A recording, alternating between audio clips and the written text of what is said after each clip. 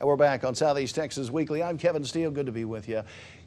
With us today as well, Kent Batman, the Hardin County GOP chair. Good to see you, sir. Great to be here. Michael Lindsay and Parsons, a couple of the best guys you ever want to meet right here. Tell Thank me you. about this book, Duty, by Robert Gates, former defense secretary under both President Bush and President Obama. 74% of the U.S. military personnel who have given their lives serving in the Afghan war have done so since President Barack Obama announced his first increase in the number of troops. He came into office saying he did not want to be involved in this war, or Iraq for that matter. More or less promising on the campaign trail to pull American troops out of there. What happened? The book implies he did not believe in his own strategy. Well, he inherited a war that's going to become more and more unpopular and is unwinnable. A couple of excerpts from the book that I appreciated was the president enjoys a horrible relationship with Karzai, who is, on his best day, a simple criminal and thug. And I'm glad to see that Gates, it gives me some confidence to know that the president realizes who he's dealing with, which is going to make it easier and quicker for Americans to get out of there. And I hope that we bring all the troops home and we have no long-term commitment of any kind. A great many Southeast Texans watching this program today have had men involved in these wars, if not Iraq, then Afghanistan.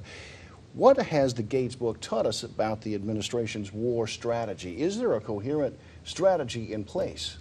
Well, it doesn't look like it, and it looks like that's the part that bothered Gates. He made quite a few positive comments on Obama, but he didn't like the fact that although Obama came up with a strategy, remember he said we were in the wrong war, the right war was Afghanistan, so bulk everything up, but then didn't sound like he actually supported it. The other comments with him and Hillary where they both said, well, I was only pandering to the public for political purposes, that was embarrassing to both of them. But the number one question I'm hearing is, why didn't he say something then?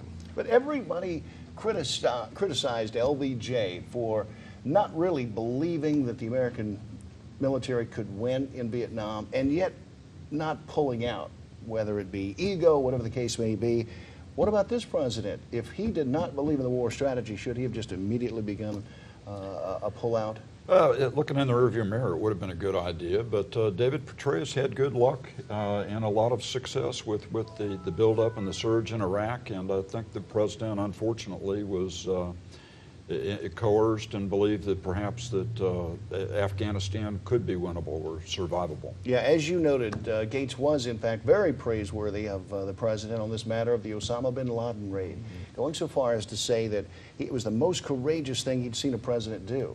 Now, Gates has been around the various White Houses for 25 years. Yeah.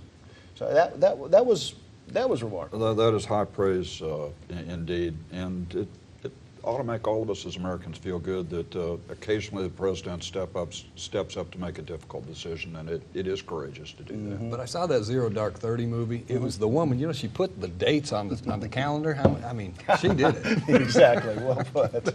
We got to run. We're going to be back with some congressional candidates. We're going to be back with David Watts running for Texas Land Commissioner and a whole lot more right after this break.